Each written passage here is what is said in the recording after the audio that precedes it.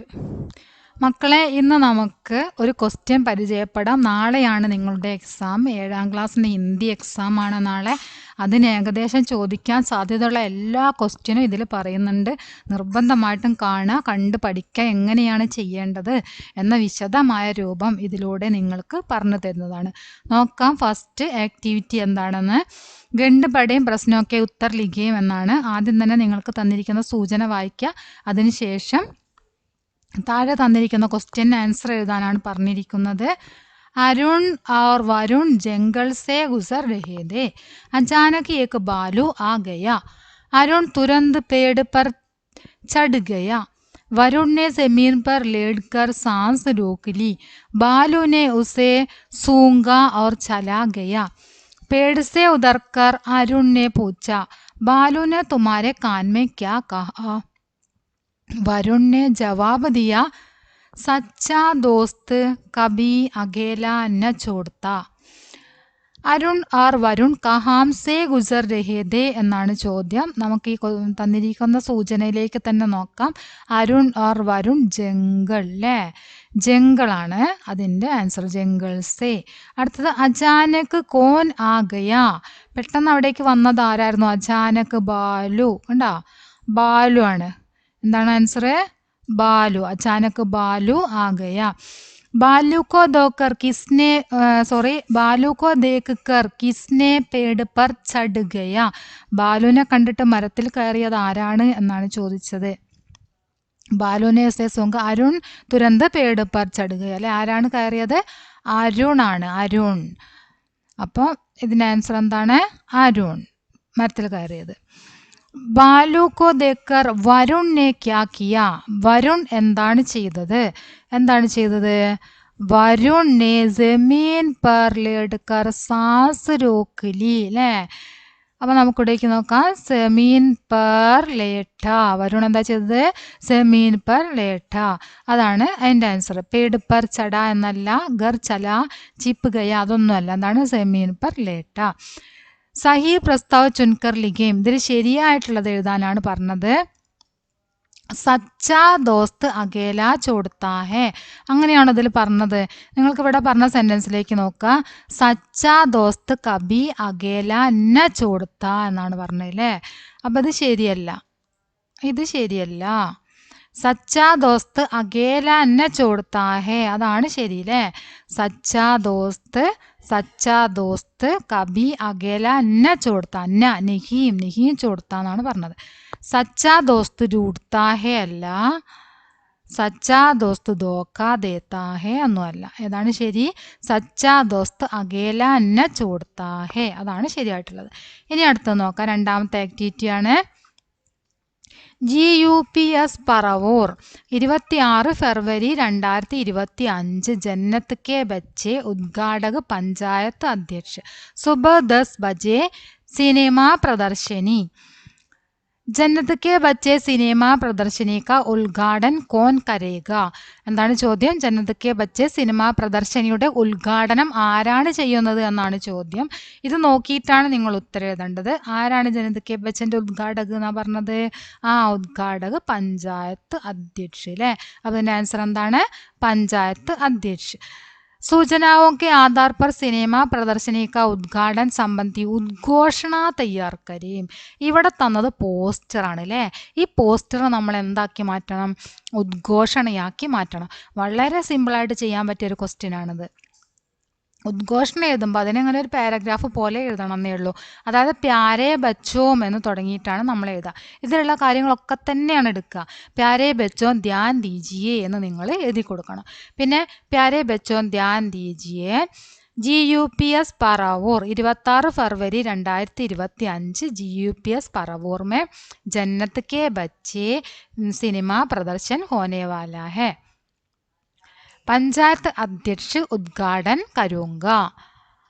सब बच्चे 26 फरवरी 2025 सुबह 10 बजे GUPS പറവൂർമയും ഉപസ്ഥിത് ഹോ അല്ലെങ്കിൽ ഹാസിർ ഹോനാ ചാഹിയെ.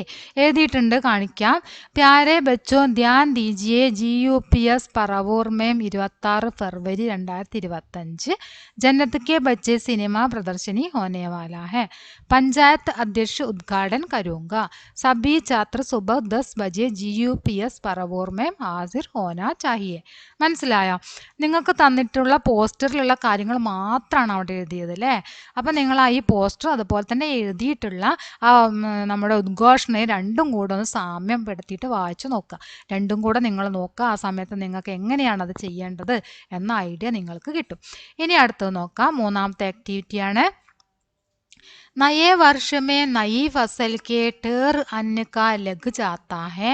यह धरती है उस किसान की. ഇത് യഹ് ധർത്തി ഹെ ഉസ് കിസാൻ കി എന്ന് നമ്മൾ പഠിച്ച കവിതയിലുള്ള വരികളാണ്. നെഹി രാവ് കി നെഹി രംഗ് കി നെഹി കിസി കി ധർത്തി ഹെ കേവൽ കിസാൻ കി. നമ്മളത് പഠിച്ചതാണ് അല്ലേ? എന്തായിരുന്നു നമ്മുടെ പാഠത്തിന്റെ പേര്? യഹ് ധർത്തി ഹെ ഉസ് കിസാൻ കി എന്ന കവിത.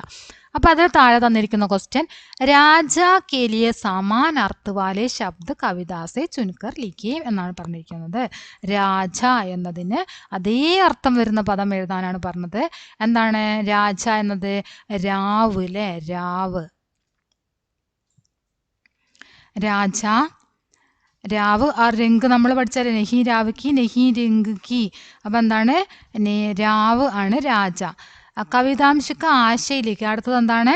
കവിതയുടെ ആശയം എഴുതാനാണ് പറഞ്ഞിരിക്കുന്നത്. അത് നിങ്ങൾ പഠിച്ചതാണ്, കവിതയുടെ ആശയം. അത് തന്നെ എഴുതി കൊടുക്കാം. ഇനി നാലാമത്തെ ആക്ടിവിറ്റിയാണ്. നിമ്മി കാ കൽ ബർത്ത്ഡേ ദ. വിനോദ് അങ്കിൾ കാ ദിയ ബർത്ത്ഡേ കാർഡ് ബഹുത് സുന്ദർ ദ.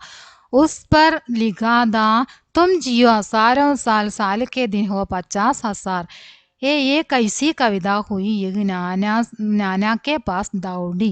ഇനി നമുക്ക് ക്വസ്റ്റ്യനിലേക്ക് വരാം. ബർത്ത്ഡേ കിസ്കാ ദാ. ബർത്ത്ഡേ ആരുടേതായിരുന്നു? നിമ്മിക്ക. ആരുടേതായിരുന്നു? നിമ്മിക്ക, നിമ്മിയുടേതായിരുന്നു. तालिका की सहायता से निम्मी और नानाजी के बीच की वार्तालाप की पूर्ति करें. ഇവിടെ നിങ്ങൾക്ക് വാർത്താലാപം എഴുതാനുള്ളത് തന്നിട്ടുണ്ട്. അത് ഓർഡറായിട്ട് എഴുതിയാൽ മാത്രം മതി. നാനാജി യഹ് കാർഡ് ദേക്കിയേ. നിമ്മി പറയാണ്, നാനാജി ഈ കാർഡ് നോക്കിയാലും. നാനാജി ഹാ ദിഗാവോ ബേട്ടി. ആ കാണിക്കുമോളെ. അപ്പം നിമ്മി എന്താണ് പറയുന്നത്? ഇൻ പങ്ക്തിയോ കാ ക്യാ അർത്ഥ ഹേ? കോയി ഇത്തനെ സാൽ ജീത്താ ഹേ. അല്ലേ? അതിൽ വരികളുണ്ടല്ലോ. അപ്പം നിമ്മി ചോദിക്കുകയാണ്, ഈ വരികളുടെ അർത്ഥം എന്താണ്?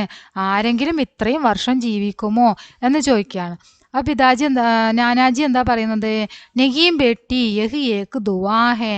ഇല്ല മോളെ, ഇതൊരു ദുവാ ആണ്, ഇതൊരു തരം പ്രാർത്ഥനയാണ് എന്ന് പറയാണ്. രണ്ടാമത്തെ നമ്മളതാണ് എഴുതേണ്ടത് അല്ലേ? ഒന്നാമത്തെ ഇവിടെ നിമ്മി എന്നുള്ളിടത്ത് ഈ ഒന്നാമത്തെ ഒന്നേന്ന് നമ്പറിട്ട സെൻറ്റൻസ് എഴുതുക. പിന്നെ നാനാജി എന്നുള്ളിടത്ത് നമ്മൾ 2 എന്നിട്ട് സെൻറ്റൻസ് എഴുതുക.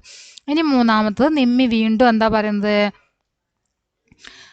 ദുവാ മത്ലബ് ദുവാ. ദുവാ എന്ന് പറഞ്ഞാൽ എന്താണ് അർത്ഥം എന്ന് ചോദിക്കുകയാണ്.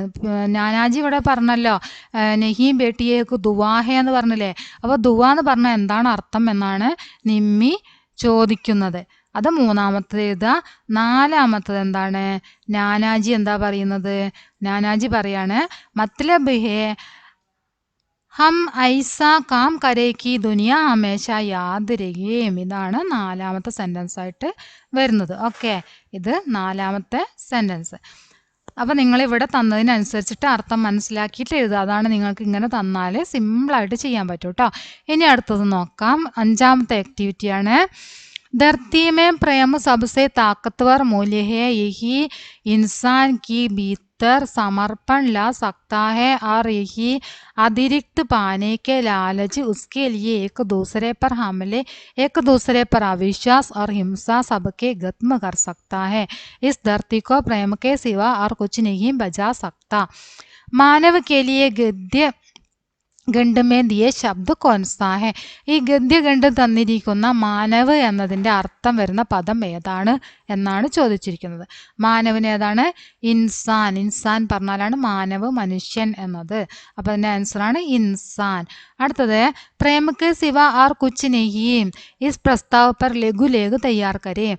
പ്രേമക്ക് സിവ ആർ കുച്ച് നെഹീം എന്ന ലേഖനം എന്നതിനെ കുറിച്ചിട്ട് നിങ്ങളോടൊരു ലേഖനം എഴുതാനാണ് പറഞ്ഞിരിക്കുന്നത്. അപ്പോൾ നിങ്ങൾ ഇവിടെ തന്നിരിക്കുന്ന സൂചന ശരിക്കും വായിക്കുക, എന്നിട്ട് അതിനനുസരിച്ച് എന്ത് എഴുതുക? ലേഖനം എഴുതി കൊടുക്കുക. ഇതൊന്ന് സെൻറ്റൻസുകളൊക്കെ എടുത്തിട്ട് എഴുതി കൊടുക്കുക. ഓക്കെ, ഇനി അടുത്ത ലാസ്റ്റ് ക്വസ്റ്റ്യൻ നോക്കാം.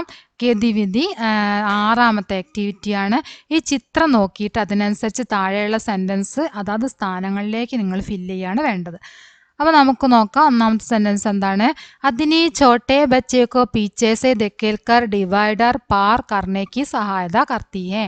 ഹത്തിനി പിടിയാന ചെറിയ കുട്ടീനെ ഡിവൈഡർ പാർ കർണേക്കേരിയ അതിനുവേണ്ടി സഹായിക്കുന്നു എന്നാണ് പറഞ്ഞത്. ധക്കേൽക്കർ ബാക്കിൽ നിന്ന് തള്ളിയിട്ട് സഹായിക്കുന്നു. ഇതാണ് ഒന്നാമത്തെ കേട്ടോ. ഇതാണ് ഒന്നാമത്തെ നമ്മളിപ്പോൾ വായിച്ച സെൻറ്റൻസ്. ഒന്നാമത്തെ സെൻറ്റൻസിൻ്റെ പിക്ചർ ഇതാണ്. ഇനി അടുത്തത് हथिनी दो बच्चों के साथ सड़क पार कर रहा है. हथिनी എന്താണ്? दो बच्चों के साथ രണ്ട് കുട്ടികളുടെ കൂടെ. हथिनी दो बच्चों के साथ सड़क पार कर रहा है. രണ്ട് കുട്ടികളുടെ കൂടെ റോഡ് ക്രോസ് ചെയ്യുന്നതായിട്ടാണ് പറഞ്ഞത്. എന്താ രണ്ട് കുട്ടികളുടെ കൂടെ പോകുന്നത്. ഇതാണ് രണ്ടാമത്തത്. ഇനി അടുത്തത് ഹത്തിനി അപ്പനെ ബച്ചേക്കെ സാത്ത് ചെങ്കൽ ജാത്തി. ഹത്തിനി തൻ്റെ കുട്ടികളുടെ കൂടെ കാട്ടിലേക്ക് നടക്കുന്നു. കാട്ടിലേക്ക് നടന്നു പോകുന്നതാണ് അടുത്തത്. മൂന്നാമത്തതാണ് ഇത്. ഓക്കെ, മൂന്നാമത്തത്. ഇനി നാലാമത്തത് ഹത്തിനി ഓർ ബഡാ ബച്ച ഡിവൈഡർ പാർ കർക്കെ ചാത്താ ഹെ. ഹത്തിനിയും അതുപോലെ തന്നെ വലിയ കുട്ടിയും ഡിവൈഡർ പാർ കർത്തേ ഹെ എന്നാണ് പറഞ്ഞത്. അപ്പോൾ അവർ രണ്ടുപേരും മുറിച്ച് കടന്നിട്ടുണ്ട്. ചെറിയ കുട്ടി റോഡിൽ നിൽക്കുന്നുണ്ട് അല്ലേ. അപ്പോൾ ഇതാണ് നാലാമത്തായിട്ട് വരുന്നത്. ഇവിടെ ഉള്ളതിനനുസരിച്ചിട്ട് കേട്ടോ, ഇവിടെ തന്നതിനനുസരിച്ചിട്ടാണ് പറഞ്ഞത്. ഇനി ഇവിടെ നമ്പർ ഇട്ടതിനനുസരിച്ച് നോക്കുകയാണെങ്കിൽ ഇതിൽ ഒന്നാമത്തെ സെൻറ്റൻസ് ആണ്. ഇതിലുള്ള ഒന്നാമത്തെ സെൻറ്റൻസ് ആണ് 2. ഈ നിങ്ങൾക്ക് തന്ന നമ്പറിനനുസരിച്ചിട്ട് ഇത് തന്ന നമ്പർ അനുസരിച്ചിട്ട് രണ്ടാമത്തതാണ് ഇത്. പിന്നെ ഒന്നാമത്തതാണ് ഇതാണ് 1. നിങ്ങളെ ചിത്രത്തിലുള്ള നമ്പറിനനുസരിച്ച് 1 അതാണ്. അടുത്തത് ചിത്രത്തിലെ നമ്പറിനനുസരിച്ചിട്ട് 3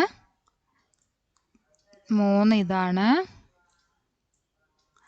4 ഇവിടെയാണ്. ഓക്കെ, അപ്പോൾ മനസ്സിലായില്ലേ? ഹത്തിനി അപ്പനെ ബച്ചോക്കെ സാത്ത് ജംഗൽ ജാത്തി ഹെ നാലാമത്തതാ 4. ഹത്തിനി കുട്ടികളുടെ കൂടെ കാട്ടിലേക്ക് പോകുന്നു. ഇതാണ് 4. പിന്നെ 3 ഈ നമ്പറിനനുസരിച്ച് 2 തരത്തിലുള്ള നമ്പർ ഇട്ടിട്ടുണ്ട്. അതിനനുസരിച്ചിട്ട് നോക്കുക. ഓക്കെ, 1 2 3 4. ഇപ്പോൾ കറക്റ്റായില്ലേ? എത്രയാണ് നിങ്ങൾക്ക് ക്വസ്റ്റ്യൻ തന്നിരിക്കുന്നത്? നിങ്ങൾ തന്നിരിക്കുന്ന ക്വസ്റ്റ്യനൊക്കെ നന്നായിട്ട് നോക്കിയിട്ട് പഠിക്കുക. വളരെ സിമ്പിളായിട്ടുള്ള ക്വസ്റ്റ്യനാണ്. നിങ്ങളൊന്ന് ശ്രദ്ധിച്ച് ചെയ്താൽ മാത്രം മതി. ക്വസ്റ്റ്യൻ നന്നായിട്ട് വായിച്ച് നോക്കിയിട്ട് ശ്രദ്ധിച്ച് ചെയ്യുക. അങ്ങനെയുള്ള ക്വസ്റ്റ്യൻ മാത്രം തന്നെ നിങ്ങൾക്ക് എക്സാമിന് ഉണ്ടാവുള്ളൂ. വളരെ സിമ്പിളായിട്ട് നിങ്ങൾ ശ്രദ്ധിച്ചിട്ട് വായിച്ച് പഠിക്കുക. ക്വസ്റ്റ്യൻ നന്നായിട്ട് വായിച്ച് നോക്കിയതിന് ശേഷം മാത്രം എന്ത് ചെയ്യണം? ആൻസർ ചെയ്യുക. ഓക്കെ, അപ്പോൾ എല്ലാവരും ക്ലാസ് കാണുക, കണ്ടിട്ട് പഠിക്കുക. എക്സാം നന്നായിട്ട് എഴുതുക. നല്ലൊരു മാർക്ക് തന്നെ എല്ലാവരും വാങ്ങിക്കാൻ വേണ്ടി ശ്രമിക്കുക.